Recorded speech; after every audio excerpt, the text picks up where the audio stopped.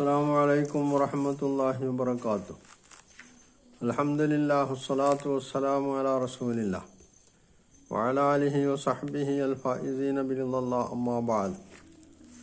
സഹോദരങ്ങളെ, ഇനി നമ്മുടെ അകമ്പൊരുളുകാരൻ സൂറത്ത് ബഖറയിലെ തന്നെ 106-ാമത്തെ ആയത്തിനെയാണ് പിടികൂടിയിട്ടുള്ളത്.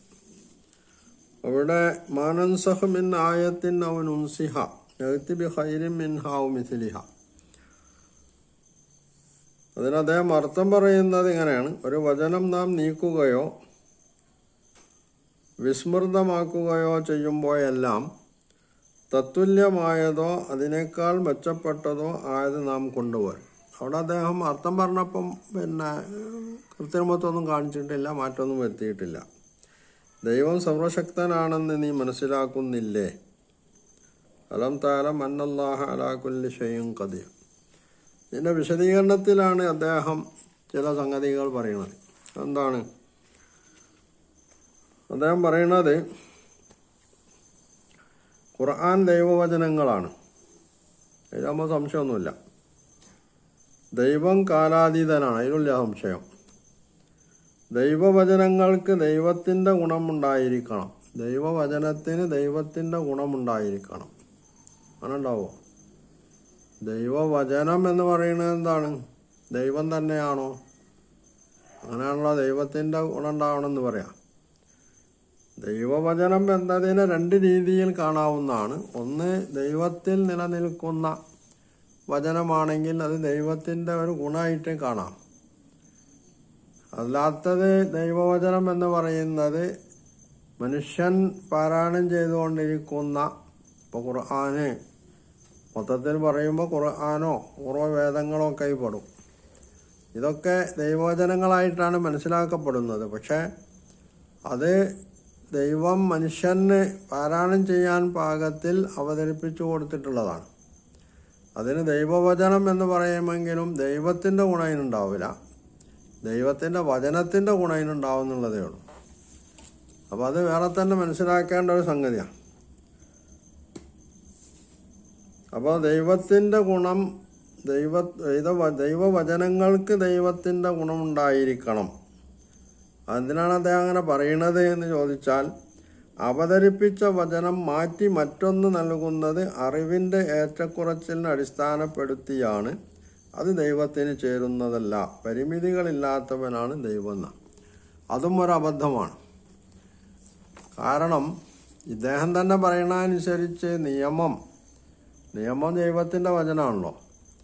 നിയമം കാലികമായി മാറിക്കൊണ്ടിരിക്കുന്ന, അപ്പോൾ ദൈവവചനം മാറാൻ പറ്റൂല. ദൈവത്തിൻ്റെ അതേ ഗുണം മാറ്റങ്ങളില്ലാതിരിക്കാനുള്ളത് ദൈവവചനത്തിന് ഉണ്ടാവണം എന്ന് പറയുമ്പോൾ ദൈവത്തിൻ്റെ നിയമങ്ങൾക്കും അതുണ്ടായിരിക്കണം. നേരെ മറിച്ച് ഇദ്ദേഹം ഇവിടെ പറയുന്ന അനുസരിച്ചല്ല നിയമവുമായിട്ട് ബന്ധപ്പെട്ട് നിർത്തുമ്പോൾ പറയുന്നത്. നിയമം കാലികമായി മാറിക്കൊണ്ടിരിക്കും. അപ്പം അങ്ങനെ ദൈവം അവതരിപ്പിച്ച നിയമം കാലികമായി മാറുക ദൈവത്തിൻ്റെ വചനമല്ലേ, ദൈവത്തിൻ്റെ ഗുണവചനത്തിനുണ്ടാവണ്ടേ? അത് അദ്ദേഹം അംഗീകരിക്കുന്നില്ല. എന്നിട്ട് പിന്നീട് അദ്ദേഹം പറയണത് എന്താണ്? അദ്ദേഹം പറയണത് തൻ്റെ വാദത്തിന്, അതായത് അദ്ദേഹം ഉദ്ദേശിക്കുന്നത് ഖുർആനെ മാത്രമല്ല, പൂർവ്വവേദങ്ങളൊക്കെ സത്യമാണെന്നുള്ളത് മുസ്ലിങ്ങളും അംഗീകരിക്കുന്നുണ്ട്. പക്ഷെ ഇന്ന് നിലവിലുള്ള വേദങ്ങൾ സത്യമാണ്. വേദമെന്ന പേരിൽ അറിയപ്പെടുന്ന ഈ ഗ്രന്ഥങ്ങൾ, പുസ്തകങ്ങൾ, അത് വേദങ്ങളാണോ എന്നിടത്താണ് മുസ്ലിങ്ങൾ മറ്റവരുമായിട്ട് തർക്കിക്കുകയോ അല്ലെങ്കിൽ അഭിപ്രായ ഭിന്നത പുലർത്തുകയോ ചെയ്യുന്നത്. അപ്പോൾ ഈ നിലവിലുള്ള ബൈബിള് പോലുള്ള, അതുപോലെ തന്നെ ഇന്ത്യയിലെ 4 വേദങ്ങൾ, ഇതൊക്കെ ദൈവിക വേദങ്ങളാണ്, അതിലൊരു മാറ്റവും വന്നിട്ടില്ല എന്നാണ് അകമ്പൊരുളുകാരൻ്റെ വാദഗതി. ഈ വാദഗതി അദ്ദേഹം ഉന്നയിക്കുന്നത് ബോധപൂർവമാണ് എന്നതോടൊപ്പം തന്നെ അബദ്ധജടിലവുമാണ് എന്ന മറ്റൊരു സവിശേഷത കൂടി അതിനുണ്ട്. അത് അടുത്ത് നമ്മൾക്ക് പറയാം എന്താണെന്നുള്ളത്. പക്ഷെ അദ്ദേഹം പറയുന്നത് ഈ വേദങ്ങളിലൊന്നും ഒരു മാറ്റവും വന്നിട്ടില്ല, അതൊക്കെ അവതരിച്ച അതേ കാലഘട്ടത്തിലേതുപോലെ നിലനിൽക്കുന്നു എന്നാണ്. അതും അബദ്ധമാണ്.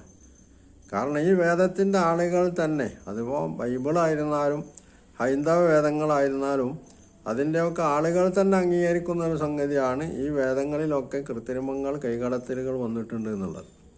കൂട്ടിച്ചേർക്കലുകളും ചുരുക്കലുകളും ഒക്കെ നടന്നിട്ടുണ്ട്. അതുപോലെ തന്നെ ദൈവം അവതരിപ്പിച്ചു എന്ന മട്ടിൽ പറയുമെങ്കിലും ഇത് എഴുതിണ്ടാക്കിയിട്ടുള്ളത് മനുഷ്യരാണ് എന്ന് അതിൻ്റെ തന്നെ ആളുകൾ അംഗീകരിക്കുന്ന ഒരു വസ്തുതയാണ്.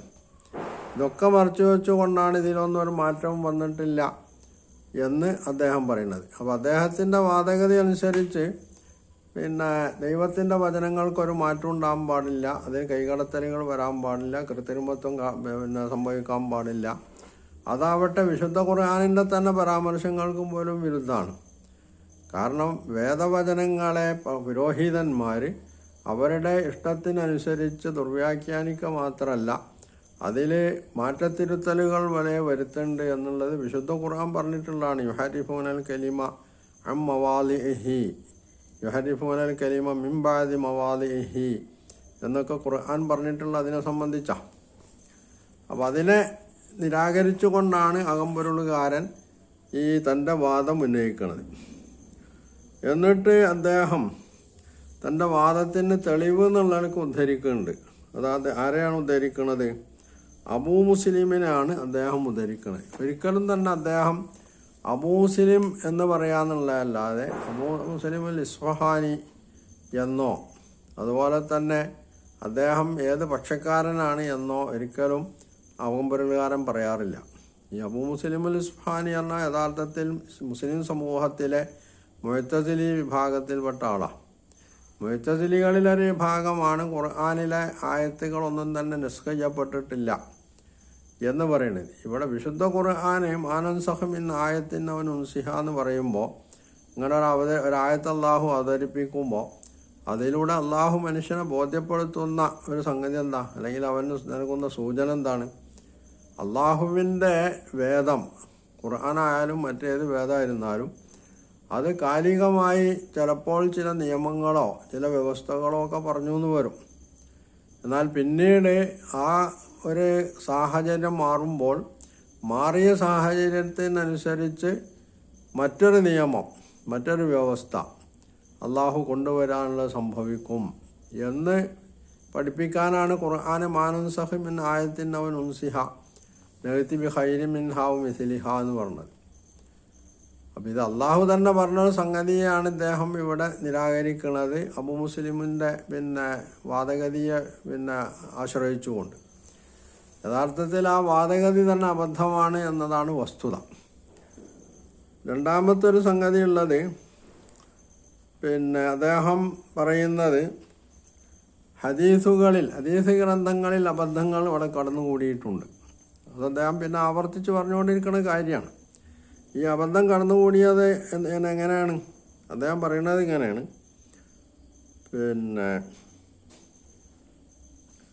4 സാക്ഷികൾ കുറ്റത്തിന് തെളിവായി ഉണ്ടായാൽ 100 അടിയാണ് വ്യഭിചാരത്തിൻ്റെ ശിക്ഷ. ഇതിനപ്പുറത്തുള്ള ശിക്ഷ ഖുർആനികമോ ഇസ്ലാമികമോ അല്ല. അതായത് എറിഞ്ഞു കൊല്ലാനുള്ളത് ഖുർആനികമോ ഇസ്ലാമികമോ അല്ല.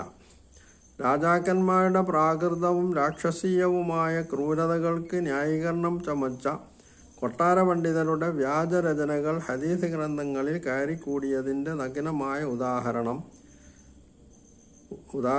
ഇത്. എറിഞ്ഞുകൊല്ലുക എന്ന പ്രാകൃത ശിക്ഷാരീതി അങ്ങനെ കർമ്മശാസ്ത്രത്തിൽ കടന്നുകൂടിയെന്ന് പ്രകാശം എന്ന അധ്യായത്തിൽ വിശദീകരിക്കാവുന്ന. അപ്പം ഇത് അദ്ദേഹം പറയുമ്പോൾ യഥാർത്ഥത്തിൽ അദ്ദേഹം പറഞ്ഞുകൊണ്ടിരിക്കുന്ന ഒരു വാദഗതി എന്ന് അദ്ദേഹം മറന്നു പോകുന്നു. അല്ലെങ്കിൽ ആ വാദഗതിക്ക് തന്നെ അദ്ദേഹത്തിൻ്റെ ഈ വാദഗതി വിരുദ്ധമായി തീരുന്നു എന്നുള്ളൊരു വസ്തുത ഉണ്ട്. അതെന്താണ്?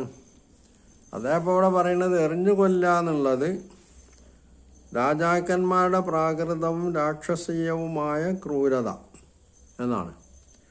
അതിന് പുരോഹിതന്മാർ ന്യായീകരണം ചമക്കുന്നു. ഇദ്ദേഹം ഇവിടെ പറയണത് എന്താണ്? ഇദ്ദേഹം തൊട്ട് മുമ്പിൽ പറഞ്ഞിട്ടുള്ളത് മാനൻസഖ് മിൻ ആയത്തിൻ അവൻ ഉൻസിഹ എന്നതിൻ്റെ വിശദീകരണത്തിൽ തന്നെ അദ്ദേഹം പറഞ്ഞത് ദൈവവചനങ്ങൾക്ക് ദൈവത്തിൻ്റെ ഗുണമുണ്ടായിരിക്കണം. അവതരിപ്പിച്ച വചനം മാറ്റി മറ്റൊന്ന് നൽകുന്നത് അറിവിൻ്റെ ഏറ്റക്കുറച്ചിലിനെ അടിസ്ഥാനപ്പെടുത്തിയാണ്. അത് ദൈവത്തിന് ചേരുന്നതല്ല. പരിമിതികളില്ലാത്തവനാണ് ദൈവം എന്നാണ്. ഇത് പറഞ്ഞുകൊണ്ട് പറയുന്ന ഇദ്ദേഹം തന്നെയാണ് ബൈബിൾ പഴയ നിയമവും പുതിയ നിയമവും ഒക്കെ ദൈവത്തിൻ്റെ വചനങ്ങളാണ്, അതിൽ മാറ്റം വരൂലാറുണ്ട്. അപ്പോൾ ഇവിടെ യഥാർത്ഥത്തിൽ ഇദ്ദേഹം എന്താണ് പറയണതെന്ന് അദ്ദേഹത്തിന് തന്നെ അറിയില്ലാന്നുള്ളതാണ് വസ്തുത. കാരണം ബൈബിൾ പഴയ നിയമത്തിൽ വളരെ വ്യക്തമായി പറയുന്ന ഒരു സംഗതിയാണ് വ്യഭിചരിച്ച ആളുകളെ എറിഞ്ഞു കൊല്ലണം എന്നുള്ളത്.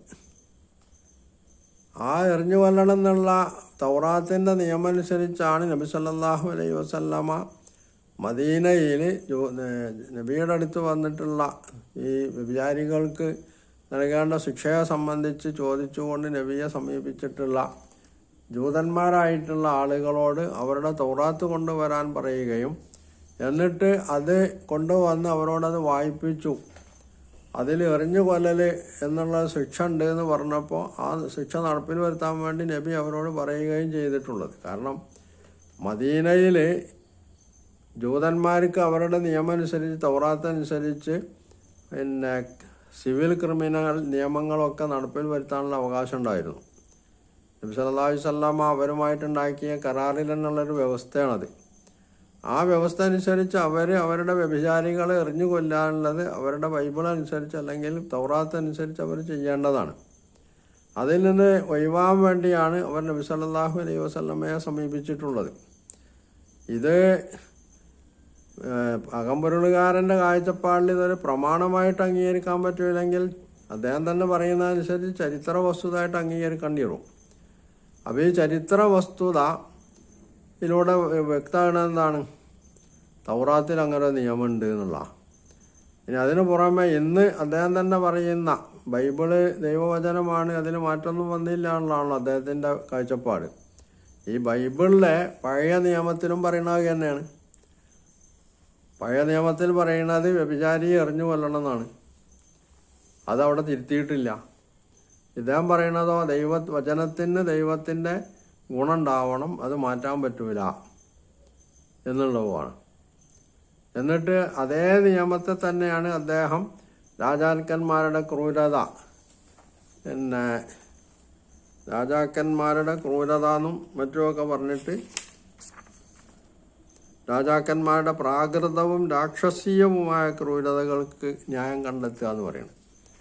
അപ്പോൾ താനെന്താണ് പറയുന്നത് എന്ന് തനിക്ക് തന്നെ ബോധ്യമില്ലാതെ ഒരിക്കൽ പറഞ്ഞത് ഒന്നുകിൽ മറക്കുന്നു, അല്ലെങ്കിൽ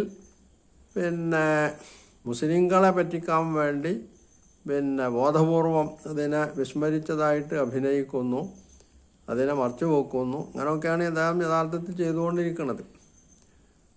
അപ്പോൾ ഒരു വ്യക്തമായിട്ടുള്ള പറഞ്ഞത് എന്താണെന്ന് ബോധമില്ലാത്ത ഒരു മറവി രോഗം ബാധിച്ചിട്ടുള്ള ഒരാളുടെ സമീപനമാണ് യഥാർത്ഥത്തിൽ ഇവിടെ അകമ്പൊരുളുകാരൻ ഇവിടെയൊക്കെ കൈക്കൊണ്ടിട്ടുള്ളതെന്ന് നമ്മൾ മനസ്സിലാക്കേണ്ടി വരും. അതല്ലെങ്കിൽ അദ്ദേഹം വ്യക്തമായിട്ട് ഈ വേദങ്ങളൊന്നും പഠിച്ചിട്ടല്ല, ഈ വേദങ്ങളിലൊന്നും തിരുത്തലുകൾ വന്നിട്ടില്ല, അതൊക്കെ അതിൻ്റെ ഒറിജിനാലിറ്റിയിൽ തന്നെ നിലനിൽക്കുന്നുണ്ട് എന്ന് അദ്ദേഹം വാദിച്ചു കൊണ്ടിരിക്കണമെന്ന് പറയേണ്ടി വരും. അതുമല്ലെങ്കിൽ വിശുദ്ധ ഖുർആൻ സൂചിപ്പിക്കുന്ന ഈ സൂചന അത് അംഗീകരിക്കാൻ പറ്റുകയില്ല എന്ന് അദ്ദേഹം വിശ്വസിക്കുന്നു എന്ന് കരുതേണ്ടി വരും. ഇതൊന്നുമല്ലാത്ത ഒരു ന്യായീകരണം എന്തായിരുന്നാലും അദ്ദേഹത്തിൻ്റെ ഈ വാദഗതികൾക്ക് നൽകാൻ പ്രയാസമാണെന്നുള്ളതാണ് വസ്തുത. അപ്പം ഇങ്ങനെ ഒരു അന്തംകെട്ട രീതിയിലുള്ള ഒരു വിശദീകരണം, അതാണ് യഥാർത്ഥത്തിൽ അകമ്പൊരുൾ എന്നുള്ളതാണ് നമ്മൾ മനസ്സിലാക്കേണ്ടത്. അപ്പം ഇങ്ങനെ അന്തംകെട്ട ഒരു സ്ഥിരതയില്ലാത്ത, തോന്നുമ്പോൾ തോന്നുന്നതൊക്കെ എഴുതുകയും പറയുകയും ചെയ്യുന്ന ഒരു മനുഷ്യൻ, അദ്ദേഹമാണ് ഖുർആനിന് അകമ്പൊരുൾ എന്ന് പറയുന്ന ഒരു വ്യാഖ്യാനം എഴുതിയിട്ടുള്ളതെന്ന് പറഞ്ഞാൽ അതിൻ്റെ അടങ്ങിയിട്ടുള്ള ചതിക്കുഴികൾ എന്തൊക്കെയാണെന്നുള്ളത് ഏത് സാധാരണക്കാരനും മനസ്സിലാക്കാവുന്ന അത്രക്ക് വ്യക്തമാണ് എന്നതാണ് ഇതിൽ നിന്ന് നമ്മൾ മനസ്സിലാക്കേണ്ടത്. അപ്പോൾ ചുരുക്കത്തിൽ ഇനിയും മുന്നോട്ട് പോകുമ്പോൾ ഇതുപോലുള്ള ഒരുപാട് ഉദാഹരണങ്ങൾ നമ്മൾക്ക് കണ്ടെത്താൻ കഴിയും. ഇൻഷാ അല്ലാഹ് നമ്മൾക്കത് തുടർന്ന് പറയാവുന്നതാണ്. ചുരുക്കത്തിൽ മനസ്സിലാക്കേണ്ടത് ഇതാണ്, ഇദ്ദേഹം പറയുന്നതിന് യാതൊരു അടിസ്ഥാനവുമില്ല. അദ്ദേഹത്തിന് തന്നെ ബോധ്യമില്ലാത്ത സംഗതികളാണ് അദ്ദേഹം വിളിച്ചു പറഞ്ഞുകൊണ്ടിരിക്കുന്നത്. അത് സ്ഥാപിച്ചെടുക്കാൻ അദ്ദേഹം കൃത്രിമമായിട്ടുള്ള എന്തൊക്കെയോ കാട്ടിക്കൂട്ടുന്നു എന്ന് മാത്രമേ അദ്ദേഹത്തെ സംബന്ധിച്ച് നമ്മൾക്ക് പറയാൻ കഴിയുകയുള്ളൂ എന്നുള്ളതാണ്.